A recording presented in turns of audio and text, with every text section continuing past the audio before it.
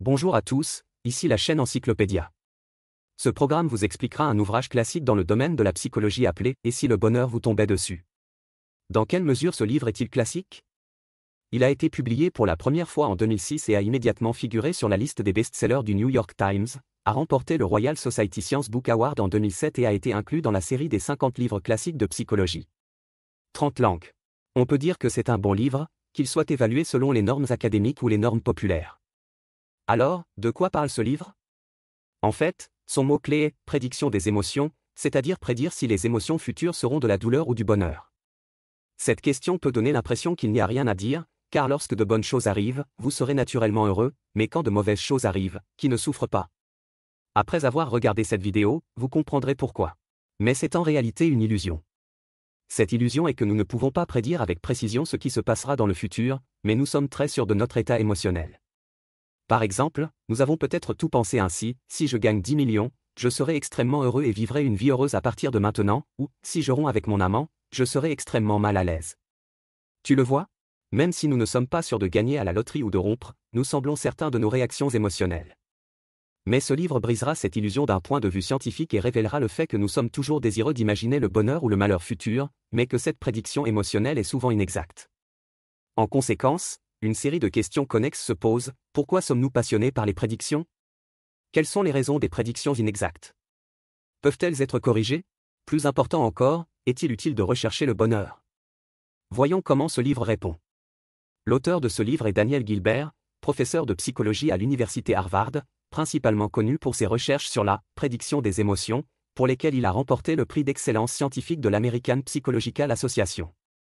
La raison pour laquelle Gilbert étudie la prédiction des émotions est liée à son expérience de vie personnelle.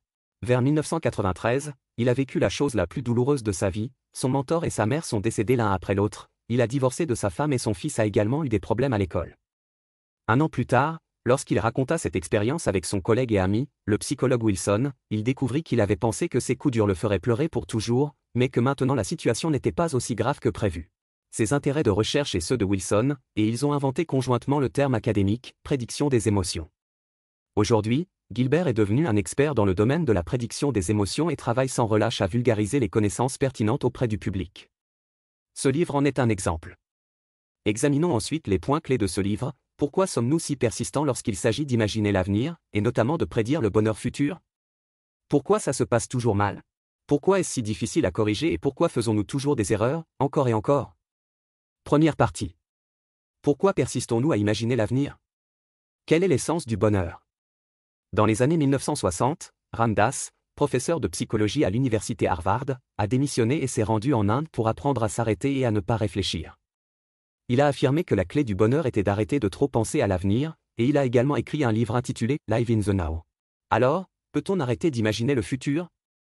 Gilbert, l'auteur de ce livre, estime que cela est impossible à moins que le lobe préfrontal du cerveau ne soit endommagé, sinon demander d'arrêter de penser à l'avenir est aussi absurde que demander au cœur de ne pas battre. Parce que les humains possèdent une zone cérébrale qu'aucun autre animal ne possède, à savoir le lobe préfrontal. L'une des fonctions les plus importantes de cette zone cérébrale particulière est de penser à l'avenir et de prédire l'avenir. Par conséquent, un symptôme typique des patients présentant des lésions du lobe préfrontal du cerveau est l'incapacité d'imaginer l'avenir. Dans le même ordre d'idées, la destruction de certains tissus du lobe frontal est devenue un traitement de routine pour les patients déprimés et anxieux qui se sentent désespérés et craignent l'avenir lorsque les autres traitements ont échoué. Tous ces faits montrent que lorsqu'il s'agit de prédire l'avenir, la question n'est pas de savoir si cela nous plaît ou non, mais si nous devons l'imaginer. Le lobe préfrontal du cerveau constitue la base physiologique permettant d'imaginer l'avenir. C'est une analyse des raisons pour lesquelles nous souhaitons imaginer l'avenir d'un point de vue neurobiologique. Comment la psychologie explique-t-elle ce problème? Gilbert a analysé cette question sous deux angles, le plaisir et le contrôle. Premièrement, il croyait que l'imagination en elle-même était une chose agréable. Par exemple, des scientifiques ont mené une expérience dans laquelle il a été demandé à des personnes d'imaginer qu'elles avaient reçu un coupon pour un repas gratuit dans un restaurant de luxe et leur ont demandé quand elles aimeraient profiter de ce délicieux repas, maintenant ou demain. De nombreuses personnes reportent le moment de la jouissance, généralement à une semaine plus tard. Alors, la question est, pourquoi les gens retardent-ils le plaisir d'un gros repas? Un gros repas ou un gros repas, que vous le dégustiez maintenant ou la semaine prochaine, objectivement parlant, la satisfaction du repas est la même. Il doit donc y avoir d'autres raisons pour lesquelles les gens retardent les festins. La raison, dit Gilbert, et que les gens peuvent également augmenter leur bonheur en imaginant de bonnes choses qui sont sur le point de se produire avant la semaine prochaine. En d'autres termes, ce genre de bonheur est apporté uniquement par l'imagination. Bien sûr, nous imaginerons aussi des choses terribles. Bien que ce genre d'anticipation soit désagréable, il a deux aspects. D'une part, il nous avertit de ne pas agir de manière imprudente et d'être prudent lorsque nous naviguons pendant des milliers d'années. D'autre part, cela nous permet de nous préparer à un jour de pluie et de nous préparer à l'avance, d'être préparés mentalement. Par conséquent, le facteur psychologique consistant à rechercher le bonheur et à éviter la douleur nous incite à imaginer le bonheur ou le malheur futur. Gilbert estime qu'un autre facteur psychologique dans l'enthousiasme à imaginer l'avenir est lié au sentiment de contrôle. Lorsque nous imaginons l'avenir, nous voulons réellement le contrôler. Alors pourquoi voulons-nous contrôler l'avenir ? Tout d'abord, c'est la nature humaine, les gens naissent avec le désir de contrôler. Lorsqu'un enfant renverse les éléments de construction, il n'a pas d'autre intention. Il veut juste que les gens sachent, écoutez, c'est ce que j'ai fait. Si je veux que ça tombe, il tombera. Deuxièmement, le sentiment de contrôle est étroitement lié à la santé physique et mentale. Des recherches sur les personnes âgées vivant dans des maisons de retraite montrent que la perte du sentiment de contrôle aura de graves conséquences. Cette étude est la suivante. Les chercheurs ont envoyé des plantes en pot à des personnes âgées dans des maisons de retraite et ont dit à la moitié des personnes âgées qu'elles prendraient soin des plantes en pot, et ont dit à l'autre moitié que le personnel les aiderait à prendre soin des plantes en pot. 6 mois plus tard, 15% des personnes âgées qui s'occupaient seules des plantes en pot sont décédées, contre 30% des personnes âgées qui avaient été aidées par du personnel pour s'occuper des plantes en pot. Par conséquent, le contrôle n'est pas seulement la nature humaine, mais est également lié à la santé physique et mentale. Mais comment obtenir un sentiment de contrôle ? En plus d'abattre des blocs et de s'occuper des plantes en pot, il s'agit avant tout d'imaginer l'avenir. Dans le processus d'imagination de l'avenir, que l'objectif soit atteint ou non, le simple fait de m'avoir à la barre de mon navire peut faire du bien aux gens. Le lobe préfrontal du cerveau nous oblige à imaginer l'avenir, et le sentiment de plaisir et de contrôle nous pousse à esquisser l'avenir. Alors, que poursuivons-nous à l'avenir ? Les réponses peuvent être toutes sortes d'étranges, mais elles se résument toutes à une seule phrase, la quête du bonheur. Gilbert a dit que tout le monde recherche le bonheur et que quiconque dit le contrairement. Alors, qu'est-ce que le bonheur ? Encore une question difficile à répondre. Seligman, le père de la psychologie positive, a déclaré dans son livre « Authenticapine » qu'il y a trop de définitions du bonheur pour être expliquées, et il ne voulait pas en ajouter une autre. L'auteur est également très intelligent, il dit que les gens définissent le bonheur comme la réalisation de soi personnelle, la responsabilité familiale ou la contribution sociale, il s'agit en dernière analyse d'un sentiment subjectif et intérieur de plaisir.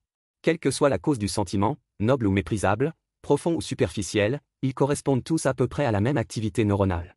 Le bonheur est un sentiment agréable. L'explication rapide de Gilbert peut résoudre de nombreux mythes sur le bonheur. Par exemple, quel genre de bonheur devrions-nous rechercher ?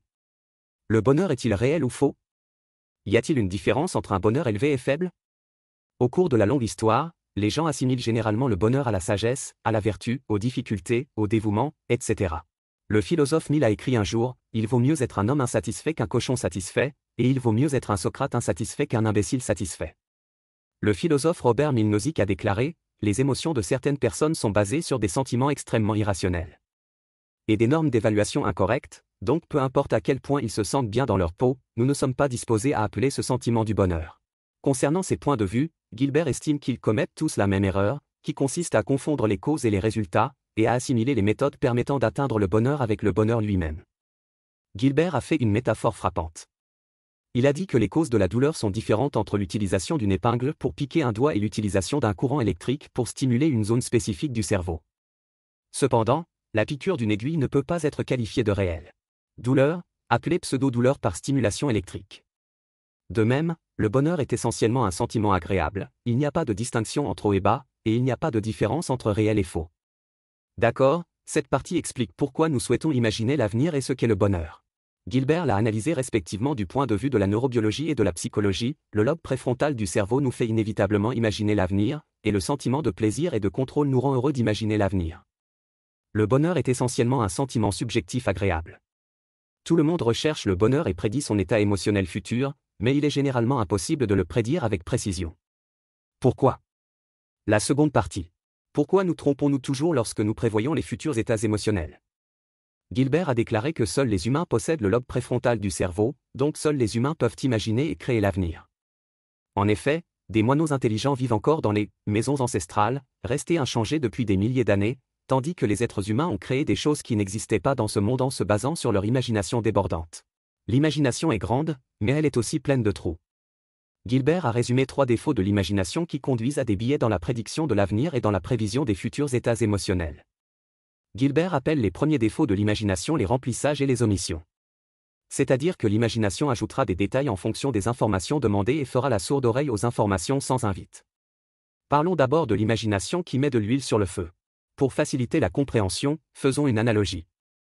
Il y a une tache aveugle dans nos yeux, et nous ne pouvons pas voir la tache aveugle du tout, mais notre vision comblera rapidement cette tache aveugle en fonction des informations environnantes, de sorte que l'image que nous voyons soit complète. En plus du remplissage visuel, l'audition peut également remplir, et le lobe préfrontal du cerveau, qui sait bien imaginer, est passé maître dans ce domaine. Par exemple, imaginons une pizza. Je parie que lorsque le simple mot « pizza » vous vient à l'esprit, votre cerveau imaginera immédiatement une délicieuse pizza. Avec cette image, un sentiment de joie vous envahira. Rencheng, waouh, super. La clé de cette caractéristique de remplissage de l'imagination, qui cause des difficultés dans la prévision des états émotionnels futurs, n'est pas qu'elle se remplit d'extravagance, ce qui est après tout la spécialité de l'imagination, mais qu'elle se remplit tranquillement, tout comme la vision se remplit. Angle mort? On ne s'en rend pas du tout compte. Cela peut nous amener à tenir pour acquis ce que nous imaginons comme une représentation parfaite de la réalité, et ainsi à faire des prédictions émotionnelles inappropriées. Alors, que signifie l'omission de l'imagination? Ceci est lié à nos caractéristiques cognitives. Lorsque nous comprenons les choses, nous prêtons attention aux choses qui existent actuellement et prêtons rarement attention aux choses qui n'existent pas actuellement. Prenons une expérience ancienne et classique. Il y a de nombreuses années, des chercheurs ont demandé à des Américains quels étaient les 2 pays les plus similaires, Ceylan et le Népal, ou la République fédérale d'Allemagne et la République démocratique d'Allemagne. La plupart des gens ont choisi la République fédérale d'Allemagne et la République démocratique d'Allemagne. Cependant, lorsqu'on leur demande quels sont les 2 pays les plus différents, la plupart des gens choisissent toujours la République fédérale d'Allemagne et la République démocratique d'Allemagne. Comment est-ce possible? Puisqu'ils sont les plus semblables, ils ne peuvent pas être les plus différents. Cependant, notre processus cognitif présente de telles caractéristiques. Lorsqu'on nous interroge sur les similitudes, nous pensons aux similitudes et avons du mal à penser aux différences. À l'inverse, lorsqu'on nous interroge sur les différences, nous pensons aux différences et nous avons du mal à penser aux similitudes. Notre imagination souffre du même problème lorsqu'il s'agit de prédire l'avenir. Gilbert a mené une enquête spéciale auprès de personnes qui le connaissaient, leur demandant ce qu'elles ressentiraient l'année suivante si leur enfant décédait subitement. À l'exception de ceux qui pensaient que l'auteur était fou et refusaient de répondre, personne n'était disposé à répondre à dire autre chose qu'un cœur brisé. Mais le fait évident est que dans un an, beaucoup de choses se produiront certainement, comme lire des livres, voyager, rendre visite à des parents et à des amis, etc. et ces choses déclencheront inévitablement des émotions différentes. Alors, comment cela peut-il se passer comme les gens le prédisent? De cette façon, seulement le cœur brisé? Remplir et omettre est le premier défaut de l'imagination. Quel est le deuxième défaut de l'imagination? Gilbert a dit que l'imagination poursuit le principe de « la réalité d'abord » et est prisonnière de la réalité. Qu'est-ce que ça veut dire? Qu'est-ce que cela a à voir avec la prédiction des futurs états émotionnels?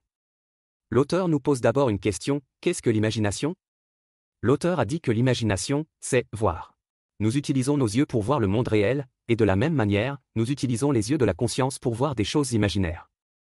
Par exemple, si nous comparons la longueur des queues des chats et des chiens par l'imagination, l'image des chats et des chiens clignotera rapidement dans notre cerveau. Il est très probable que nous fermerons les yeux, regarderons cette image par l'imagination et tirer une conclusion après comparaison. Voici le point clé, voir des images imaginaires dans votre esprit et voir des images réelles avec vos yeux active la même zone cérébrale. Veuillez noter que la même zone cérébrale est activée, alors que dois-je faire si vous voulez la voir et que je veux la voir aussi? Qui le cerveau préfère-t-il? Il préférera la réalité et, en outre, confondra les sentiments de la réalité avec les sentiments du futur, ce qui nous amènera à faire des prédictions inexactes. Par exemple, votre ami vous invite à voir un film demain, mais la sensation désagréable provoquée par un pneu de vélo crevé vous empêchera d'imaginer à quel point il sera agréable de regarder un film demain. Enfin, nous arrivons au troisième défaut de l'imagination, qui est son incapacité à imaginer quelles pensées nous aurions si les choses se produisaient réellement. Gilbert s'est d'abord plaint d'une maladie mentale, qui est le trouble déficitaire de la tristesse. Quelle est cette maladie? C'est-à-dire que les personnes qui ont subi des accidents ou des coups majeurs, comme l'évaporation de millions de richesses en un instant ou le décès de l'amour de leur vie, seront parfois diagnostiquées avec un trouble déficitaire de la tristesse et auront besoin d'un traitement si cette personne malchanceuse ne montre pas de chagrin. Heureusement, l'homme ancien qui frappait le bassin et chantait après la mort de sa femme vivait dans les temps anciens, sinon il aurait beaucoup souffert. Heureusement, face à des convictions profondément ancrées, Gilbert est allé à contre-courant et a déclaré que faire le deuil d'une perte est tout à fait normal. Alors pourquoi les gens font-ils des erreurs dans leurs prédictions et accusent-ils ensuite les autres d'être anormaux? C'est principalement parce que l'imagination ne peut pas imaginer ce que ressentira quelque chose après qu'il se soit réellement produit, et après que quelque chose se soit produit, il est difficile d'imaginer ce que l'on ressentirait avant qu'il ne se produise. Cela semble un peu compliqué. Gilbert a donné un exemple. Il a dit que les gens pensent généralement que les conjoints vivent une vie misérable. Par conséquent, lorsque les conjoints disent qu'ils vont bien, les gens disent qu'ils mentent. Ou bien ils ne le font pas. Connaître le goût du bonheur. Mais au fait, qui n'est pas qualifié pour commenter les sentiments des enfants siamois? À leur tour, une fois séparés, les jumeaux siamois ne pourront plus ressentir les sentiments qu'ils avaient avant d'être séparés. Par conséquent, après leur séparation, les gens disent que la séparation vaut mieux que de ne pas être séparés. Vous n'êtes pas eux. Comment savez-vous ce qu'ils ressentent? De même, le soi-disant trouble déficitaire de la tristesse commet la même erreur. Cette partie parle de 3 défauts de l'imagination qui nous rendent biaisés dans la prévision des états émotionnels futurs. Le premier est le remplissage et l'omission, le deuxième est le principe de la réalité d'abord, et le troisième est l'incapacité de l'imagination à imaginer les choses. Nos pensées changeront-elles après que cela se produise? Étant donné que prédire les états émotionnels futurs par l'imagination est si peu fiable, existe-t-il un moyen de le corriger? Gilbert a déclaré qu'il existe bien sûr des moyens, mais que c'est encore difficile à corriger, sinon ce phénomène ne se produirait pas. Par exemple, si vous jurez aujourd'hui de ne plus jamais manger de collation de fin de soirée, vous jurerez à nouveau demain. Un autre exemple est si vous décidez de ne plus jamais sortir avec un tel petit ami ou une telle petite amie, pour découvrir plus tard qu'ils sont toujours du même type. Pourquoi est-ce? La troisième partie. Pourquoi est-il si difficile pour nous de corriger nos biais de prédiction émotionnelle et pourquoi faisons-nous toujours des erreurs, encore et encore? Quelle méthode utilisons-nous généralement pour corriger les biais de prédiction émotionnelle? Gilbert a dit qu'il existe généralement 2 manières, l'une consiste à rechercher l'expérience de l'histoire, l'autre consiste à rechercher l'expérience des autres. Parlons d'abord de la première méthode et apprenons de l'histoire. Pour que cette méthode soit efficace, elle doit garantir que l'histoire mémorisée soit propice à notre apprentissage de l'histoire. Malheureusement, notre mémoire ne se soucie pas de savoir si cela est bon pour nous ou non. Elle a son propre ensemble de règles de mémoire, de sorte que ce dont nous nous souvenons peut ne pas être ce que nous voulons. Par exemple, nous voulons savoir quelles choses se sont produites fréquemment dans le passé. Si nous nous en souvenons, la chose qui nous vient à l'esprit peut être celle qui s'est produite le plus fréquemment. Sinon, pourquoi s'en souviendrait-on? Mais la vérité sur la mémoire est que celui qui se souvient de qui facilement et qui se souvient rarement de qui n'a rien à voir avec le fait que cela arrive souvent. Commençons par qui est le plus facile à retenir. Les chercheurs ont demandé aux gens de se souvenir de plus de mots commençant par la lettre K ou de mots avec la lettre K en 3e position parmi les mots anglais. Les gens disent généralement qu'il existe de nombreux mots commençant par K, mais cette réponse est fausse. Pourquoi ça s'est mal passé? En effet, lors du rappel, les mots commençant par K sont plus faciles et davantage de mots peuvent être mémorisés, mais cela ne signifie pas qu'il y a plus de mots commençant par K lui-même. En outre, celui qui est rare restera dans les mémoires. Cela fait référence au phénomène magique d'être toujours retardé dans les files d'attente. L'auteur a déclaré qu'il avait constaté que peu importe le type de file d'attente dans laquelle il se trouvait, l'équipe dans laquelle il se trouvait était toujours la plus lente. Lorsqu'il parlait à ses amis de ses problèmes, il ne s'attendait pas à ce qu'ils se précipitent tous pour dire « Oh, moi aussi, moi aussi ». Quelle est la raison pour ça? Gilbert pense que cela est lié à la mémoire. Lorsque nous sommes dans une file d'attente plus lente, nous ferons attention à pourquoi la file d'attente à côté est si rapide et pourquoi la vieille dame devant a son portefeuille si profond que celui derrière moi. Est parti, c'est une torture tellement ennuyeuse, pourquoi est-ce toujours moi? Nos souvenirs sont rapidement enregistrés, de sorte que les événements accidentels deviennent des événements inévitables.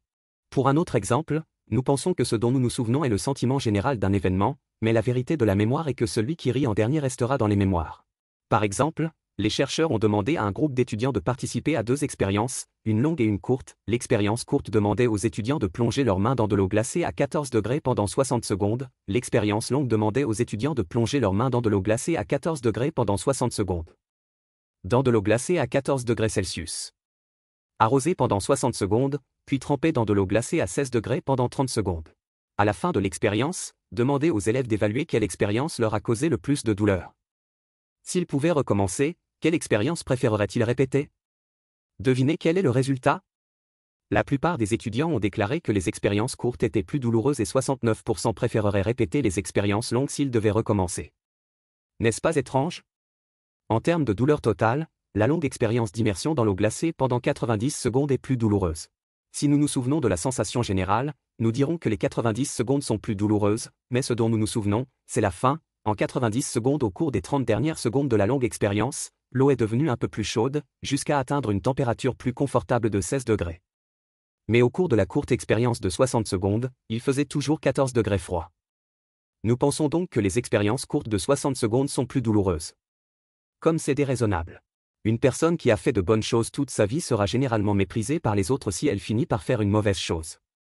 Mais une personne qui a fait de mauvaises choses toute sa vie sera généralement pardonnée par les autres si elle fait une mauvaise chose. Une bonne chose au final. La description que Shakespeare en fait est si pénétrante, tout comme le soleil couchant, la réverbération à la fin de la chanson et la dernière gorgée de vin, laisse aux gens les souvenirs les plus chaleureux, la fin d'une personne est toujours meilleure que la sienne. Tout dans sa vie est particulièrement accrocheur. Pour en revenir au sujet, l'analyse ci-dessus nous montre que, pour des raisons de mémoire, s'appuyer sur l'expérience historique pour corriger les prédictions futures n'est parfois pas fiable. Et si vous demandiez aux autres leur expérience? La recherche montre qu'il est bien plus fiable d'échantillonner au hasard les expériences individuelles d'autres personnes que de faire des prédictions basées sur notre imagination. Cependant, nous n'utilisons généralement pas bien cette méthode. Pourquoi? Gilbert l'a analysé sous deux angles. Tout d'abord, nous sommes généralement réticents à nous référer aux expériences des autres et pensons toujours que nous sommes uniques. Comment puis-je prédire mon expérience en fonction des expériences des autres? Cette illusion d'unicité nous aveugle sur le fait que nous avons bien plus en commun avec les autres qu'avec notre personnalité. C'est pour cette raison que nous pouvons sympathiser avec les autres et partager les mêmes aspirations. Les points communs importants sont ignorés, les différences sans importance sont mémorisées, et ainsi, même s'il est plus fiable de consulter l'expérience des autres que de prédire par l'imagination, nous restons néanmoins obstinés et nous trompons tout au long du chemin. D'un autre côté, certaines idées fausses largement diffusées et considérées comme de la sagesse traditionnelle peuvent devenir notre référence. Par exemple, la richesse peut apporter le bonheur, et l'argent peut apporter le bonheur. Ces concepts ne sont pas seulement les croyances de nombreuses personnes, mais aussi la base de la formulation des politiques nationales modernes. Cependant, deux réalités incontournables jettent le doute sur la justesse de ces notions. Le premier fait est que la richesse de nombreux pays a connu une croissance sans précédent, mais le bonheur des gens n'a pas augmenté. Le deuxième fait est qu'une fois que la richesse d'un individu atteint un certain niveau, le bonheur n'augmente plus. On peut voir que les concepts de « la richesse peut apporter le bonheur » et « l'argent peut apporter le bonheur » ne sont pas exacts, mais alors? Ces idées sont toujours là pour rester.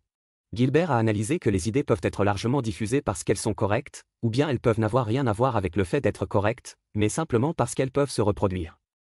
Qu'est-ce que cela signifie? Par exemple, le concept « élever des enfants peut apporter le bonheur » pousse les gens à rechercher le bonheur et à élever des enfants. En conséquence, la population se multiplie et ce concept se répand. Au contraire, le concept « élever des enfants ne peut pas apporter le bonheur » pousse les gens à ne pas pour élever des enfants. En conséquence, la population est devenue de plus en plus petite et ce concept a fini par disparaître. Par conséquent, les concepts transmis oralement par les gens ne sont pas des concepts corrects. Lorsque nous utilisons ces concepts comme référence pour prédire le bonheur futur, des écarts se produiront inévitablement. Vous vous sentez un peu frustré? Nous ne voulons pas imaginer, mais nous ne pouvons pas nous arrêter, nous imaginons le futur, mais il est plein de lacunes, nous voulons apporter des corrections, alors nous nous tournons vers la mémoire, mais l'expérience fournie par la mémoire n'est peut-être pas fiable, nous se tourner vers les autres, et nous ne voulons pas des expériences fournies par les autres. Un groupe de personnes, l'expérience partagée peut encore une fois être fausse. Par conséquent, il n'y a vraiment aucun moyen de prédire avec précision, même Socrate ne peut pas le faire. Cependant, Socrate était un homme sage, il disait que la seule chose qu'il savait était son ignorance. Les choses sont si étranges, savoir que l'on est ignorant est en fait une sorte de sagesse, alors, savoir qu'il est difficile de prédire avec précision le bonheur n'est peut-être pas une bénédiction. Après tant d'explications, le contenu principal de ce livre est presque couvert. Passons enfin en revue les 3 points clés. Premièrement, le lobe préfrontal du cerveau nous oblige à imaginer, et le sentiment de plaisir et de contrôle nous incite à imaginer. Le bonheur est essentiellement un sentiment subjectif de plaisir émotionnel. Deuxièmement, l'incapacité de prédire avec précision les futurs états émotionnels est principalement liée à 3 défauts de l'imagination. Le premier est le remplissage et l'omission, le deuxième est le principe de « la réalité d'abord » et le troisième est l'incapacité de l'imagination à imaginer comment les idées changeront après que les choses se produisent. Troisièmement, il est difficile de corriger les biais dans la prévision des émotions futures. Il y a 2 raisons, la première est que « apprendre de l'histoire » est inefficace en raison d'une mémoire inexacte, et la deuxième est que nous ne sommes pas disposés à écouter les expériences des autres. Ou bien nous avons largement répandu des croyances erronées. Croyez-le ou non. Ce qui précède constitue le contenu principal de ce livre. Gilbert est un expert dans le domaine de la prédiction émotionnelle, qui étudie pourquoi les gens sont incapables de prédire avec précision les futurs états émotionnels. Dans ce livre, il utilise de nombreux cas pour démontrer son point de vue, et pose les questions les unes après les autres pour pousser l'approfondissement du problème. Les conclusions qu'il tire semblent relever du bon sens. Par exemple, l'imagination est défectueuse, la mémoire n'est pas fiable, le bonheur est un sentiment et il faut se référer aux expériences des autres, etc. Mais qu'est-ce que le bon sens? Le bon sens est comme une prison luxueuse. Lorsque nous en profitons, nous ne pouvons pas réaliser l'emprisonnement qu'il exerce sur notre pensée. Pour briser cet emprisonnement, nous devons nous poser davantage de questions sur le bon sens au lieu de le prendre pour acquis. C'est ce que Gilbert a dit dans le travail effectué dans ce livre. Par conséquent, ce livre se concentre sur l'analyse des problèmes plutôt que sur la fourniture de solutions. Si vous voulez savoir comment améliorer votre bonheur, vous pouvez vous référer aux 2 livres de Seligman, Authentic Happiness et Sustained Happiness. Dans Une brève histoire du futur, l'auteur Yuval Harari considère le bonheur comme l'un des 3 objectifs majeurs de la société future et estime que cela est plus difficile que l'immortalité. Cependant, l'auteur de ce livre estime que le bonheur est en réalité très simple. C'est la fin de ce programme. Quelles sont vos différentes opinions à ce sujet? Bienvenue à laisser un message pour discuter avec tout le monde. Et, si vous aimez notre chaîne, abonnez-vous à nous. Ah, n'oubliez pas de l'aimer.